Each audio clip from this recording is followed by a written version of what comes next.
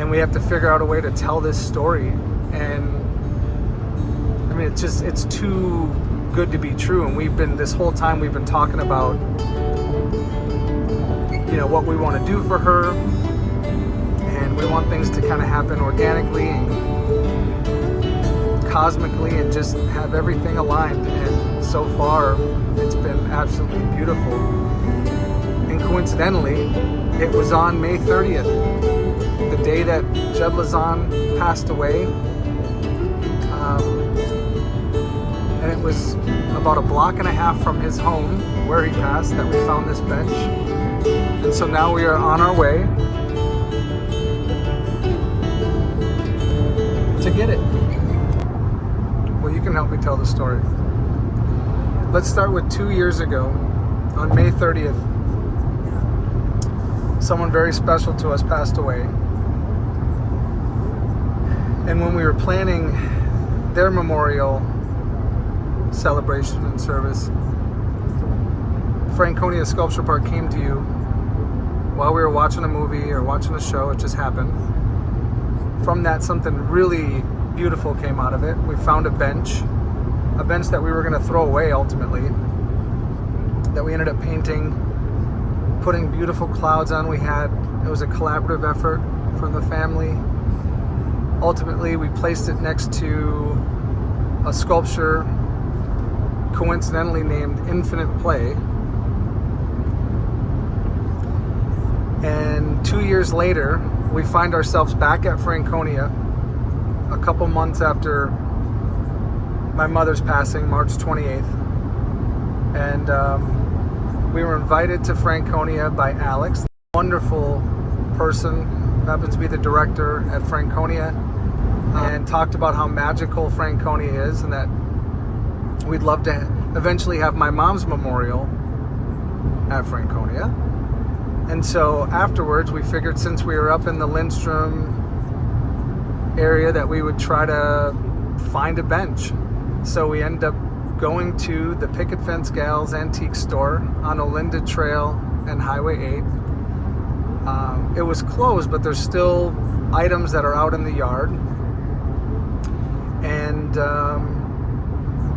I glanced over to the left and I saw this beautiful white set, this cast iron bench, chair, and table. And as we were sitting there were a couple of motorcycles sitting at the light, kind of revving up. And in my mind, I kind of laughed and joked like, oh, there's a sign for my mom. My mom was an avid bike rider. She loved going on her bike runs with Shar. And so anyway, I thought it was kind of a cool little moment, and I was reading into it. And afterwards, we decided to visit Johnny, just kind of on a whim. You and Johnny started talking about how your dad loved to play video games and do puzzles and keep his mind fresh and stay young and youthful. And that's when you said, oh, it reminds me of a Twilight Zone episode where a group of seniors that are living in a home hear kids outside playing kick the can. So they go outside and they end up turning into children, and they're there's one guy that's not believing it, and so he ends up not turning into a child. And you asked Johnny, you said, what was the name of the episode? And Johnny said, Kick the Can. And you said, how do you know that? He said, well, that's because we were raised by a wizard. And then Johnny said, well, why don't we try to find the episode? And Johnny's like, yeah, but there was a different episode in color, probably like in the 1980s. So we ended up watching that one. In one of the scenes, we discovered the bench that we saw literally 2 hours earlier at the Picket Fence Gals Antique Store. And we were blown away. Like, we just couldn't believe it. Like, what are the odds that we would see the same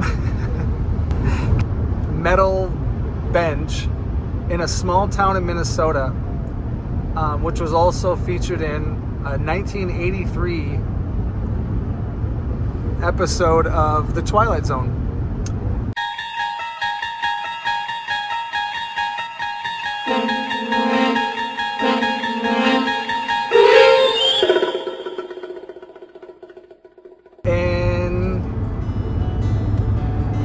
figured this has to be the bench that we get for my mom.